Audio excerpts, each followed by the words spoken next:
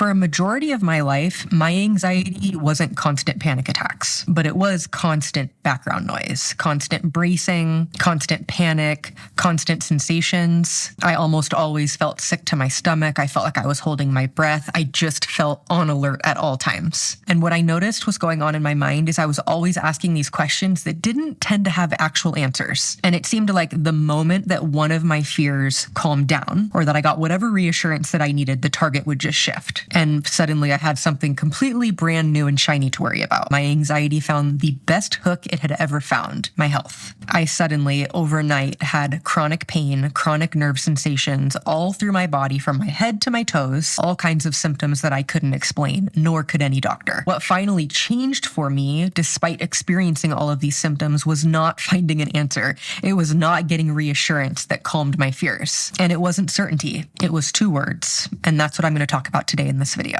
If you have chronic anxiety, especially health anxiety, I know you know what it's like to live in what if mode. It's all you do. Every time your brain presents this new catastrophic scenario when it comes to your health, it feels urgent to you. Every symptom feels not only incredibly real, but life-ending. And the really sneaky thing about our brain is it will tell you, I know the last thing, it turned out fine, but this is real. This is an actual problem. This is the one. We need to get to the bottom of this. And there's such a strong drive to get to the bottom of it because your brain has convinced you the same way it convinced me that once you get certainty on this, then you can feel peace. So you're looking for a resolution. However we can get this figured out is going to be the moment where I can finally exhale, like where I can finally be at peace. Now, I of course want to clarify because I'm fully aware of the mind-body connection and I have had symptoms that are just as real as the next person. So I'm not trying to say these symptoms are not real. I'm just saying we have growing evidence that the symptoms and experiences that live under the umbrella of a nervous system in threat mode is growing by the day. So the mechanism we're normally working with is actually a nervous system in danger mode versus an actually real true disease. But what you're dealing with is inside your body, this constant urgency and pressure to solve. The situation that I experienced that launched all of this off for me was a crown replacement followed by a root canal. After I had this root canal, I experienced unexplainable pain. Every dentist told me it was fine. Endodontists gave me extra work because they thought it was referred pain. Nobody could get to the bottom of it. So that pain became my full-time job. I was researching constantly. I was touching it. I was checking for pain. I was looking into specialists. I was in Facebook groups. I was looking for stories. I was doing anything that I could. When I tell you that my Google search history had every link purple, I mean it. And when I jokingly say I read the whole internet, I don't mean that as a joke at all. I read everything you could find. I was an A+ student at finding answers. Now, none of these answers led to any relief. They didn't lead to me finding peace. They didn't lead to me finding relief from the pain. They didn't stop anything I was experiencing, but it sure as hell gave me something to do. And I was trying to answer all these questions that didn't have actual answers. What if this never gets better? What if I can't figure this out? Everything I'm reading seems like there's no actual solution to this problem. What if this just keeps getting worse and worse? What if I can't handle it? I felt completely out of control. And I think what felt the worst about all of this is I felt like my life was on hold. I felt like my life was on hold until I got to the bottom of this. And everywhere I checked was just a dead end. When I was researching, I literally felt like I was in this dark tunnel. I didn't see anything that was happening around me. I could be at family gatherings and I was just zeroed in on get to the bottom of this, get to the bottom of this. We must solve this. And when you live with anxiety, you long so deeply for rest, for peace, for a break from the mental torture. And my brain had made it very clear, solve this problem and you can rest. So I took that very seriously. And I constantly lived in this state of asking myself, what is the worst possible thing that can happen here? In fact, I remember growing up, one of the biggest fears that I ever had was that I would end up with some type of medical condition that doctors couldn't figure out. Like, I don't know where this fear came from, but suddenly I was living it. And it was my worst nightmare come true. And things kept getting worse. They kept spreading. It was a nightmare for a health anxious brain. I want you to give yourself some grace if you find yourself in this spiral, because living from this what if place of trying to find answers is protective for you. It is your nervous system seeking safety. The problem is it believes that safety can only be found in certainty. The problem is life doesn't really offer certainty, especially when it comes to our health. So we keep trying to close these loops that are unable to get closed. I used to always say, like, the worst thing for me to experience is a loop that I cannot close.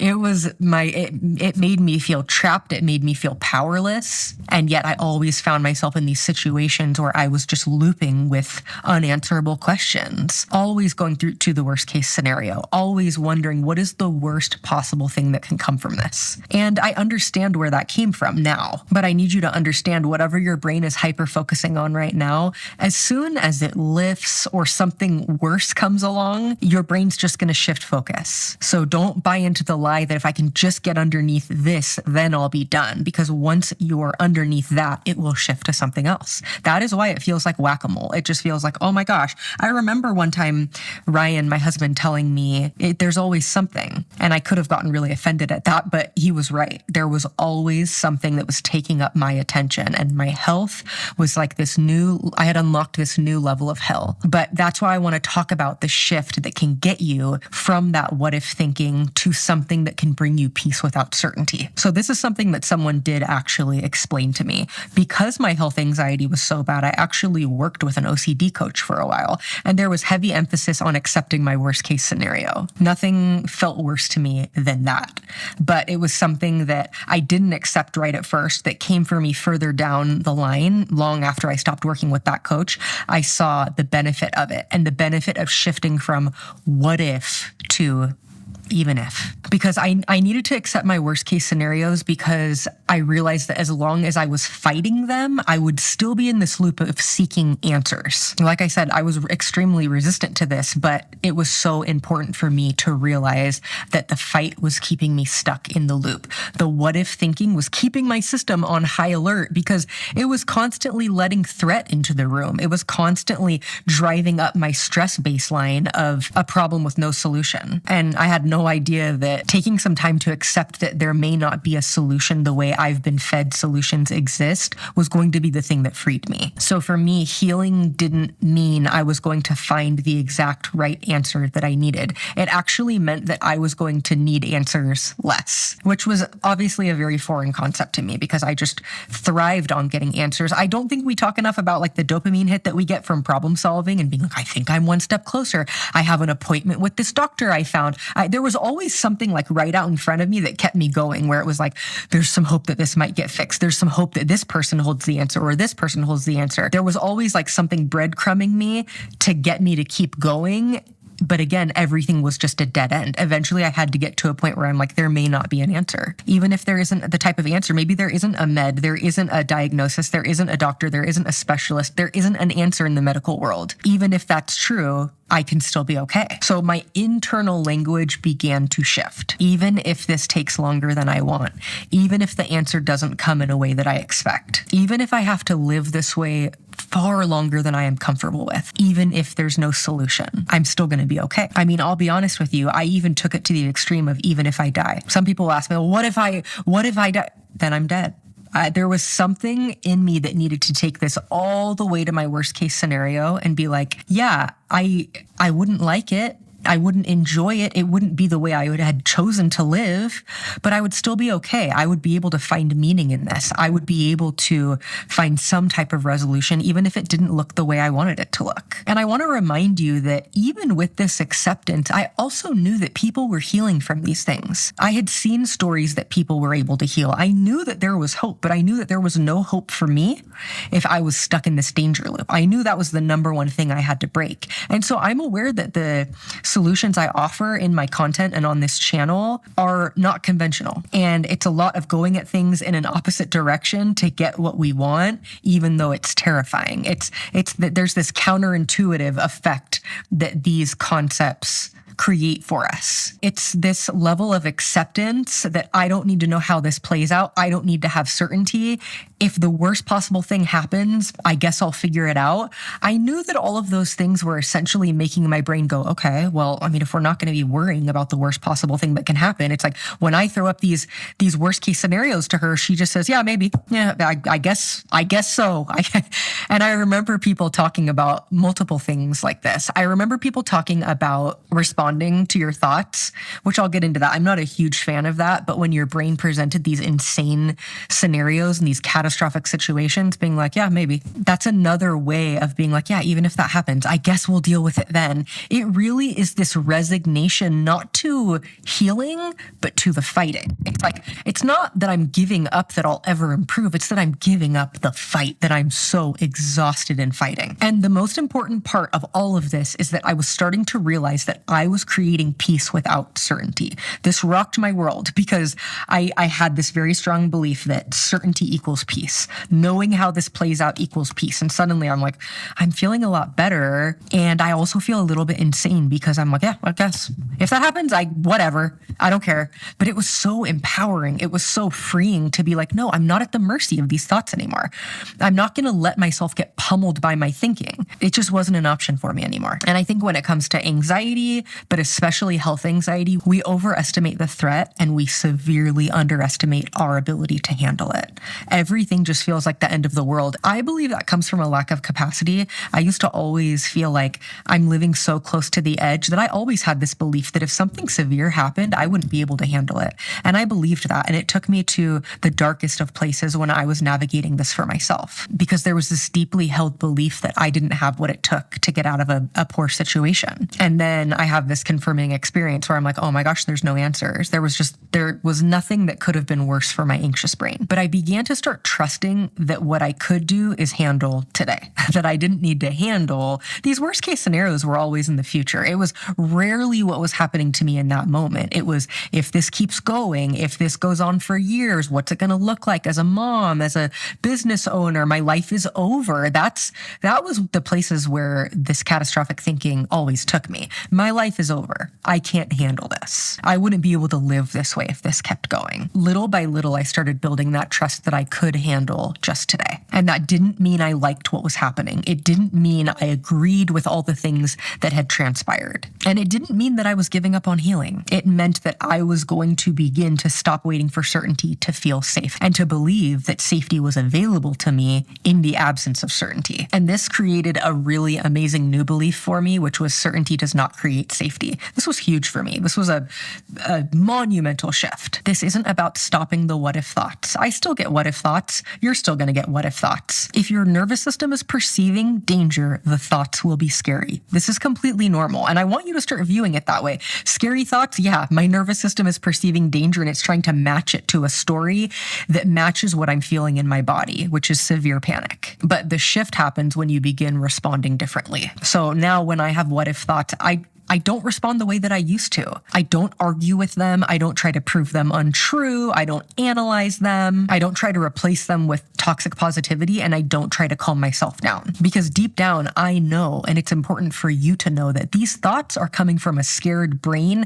and a nervous system in a threat response. So I've said it before, and I'll say it many more times. I'm not a big fan of talking to your brain, especially if you're severely sensitized. It becomes chronic reassurance incredibly fast, and it just doesn't really do anything when your body is screaming. But this is a very subtle mindset shift that could help you even if you are sensitized. I want you to see this as a certain type of mindset shift. It's not a script for you to recite. The reason why it helped me is because it really supported my journey to creating a foundation of acceptance. So when your brain pulls up a very specific what if catastrophic thinking, you can do a quick response that sounds like, yeah, even if that does happen, I'm going to be fine.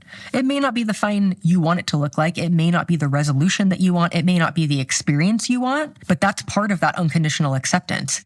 Even if that happens, I'll figure it out. Even if that happens, I'll be okay. I'm going to focus on today. I can deal with today. A lot of the time when you pull yourself back to the present, you'll realize that the reality that you're living sounds nothing like the catastrophic thinking you're experiencing in your head, even with horrific physical symptoms. When I think back to a year ago, I realize how much uncertainty just flatlined me. Like, I could not deal with the uncertainty. My life was a series of many different ways to try to find certainty so that I could finally just relax. But I was so used to living in uncertainty that it was so familiar to me. I didn't know what it was even like to not be living in that state. Through this shift and through these other soft shifts that I talk about, I developed capacity. That's what it was all about. It was a lack of capacity. When I created more capacity, I had a greater ability to respond in the way that actually untrains these symptoms. I don't want you to expect this to be a fast process. It's definitely a process that builds slowly. It can feel like it's crawling at times, but it adds up. I promise it adds up. When you have this catastrophic thinking and you respond with, yeah, even if, we'll figure it out. Yeah, even if, I'll be fine. Even if that happens, life goes on. All storms pass, and this too shall pass. And you will have this moment where you realize you're not spending so much time future casting worst case scenarios. And that is going to be the moment where you realize, oh my God, I have peace. Even if it's not peace 24/7, you're going to realize how much more energy and capacity you have because it's not being spent and drained through the worst case scenarios, through engaging with worst case scenarios. I think about who I was a year ago when I was making myself smile and cooking cinnamon rolls and dancing in my kitchen and making dancing TikToks, truly faking it till I made it because I decided to make the shift. Even if I'll figure it out. Even if I still want to bake some cinnamon rolls, even if this sucks, I can be present just for today. Even if this is here, I can connect with my children. Even if I still have a life to live, because I realized that before, living in that constant state of uncertainty, it was like I was frozen. I have a chair in my kitchen that I would doom scroll on. I would scooch down in the chair. I would put my foot on the table, and I would just doom scroll for 8 hours a day. And there was one day where I realized this has to stop. I can't keep living in worst case scenarios. I can't let worst case scenarios and all the what if thinking drive my behavior for the day. I have a life to live. And the shift from what if to even if is what got me back to living my life. And we need to remember that living our life is what heals us. Healing does not need to be your full-time job. So you're not going to be able to force yourself out of the what if thoughts. You're not going to be able to make them go away. You're not going to be able to make them stop. They are going to present themselves. How often they present themselves and how intense they present themselves is going to depend on your continued response to them. My recommendation is stop the behaviors that are driving up the fear, and every so often respond with, yeah, even if I'm still going to go do what I want to do, even if I'm still going to be okay. Even if this will shift, I don't need to micromanage it. I don't need to keep sending threat to my brain by trying to get to the bottom of this. These questions cannot be answered, and I don't need certainty to feel safe. I hope you guys enjoyed this video, and I'll see you on the next one.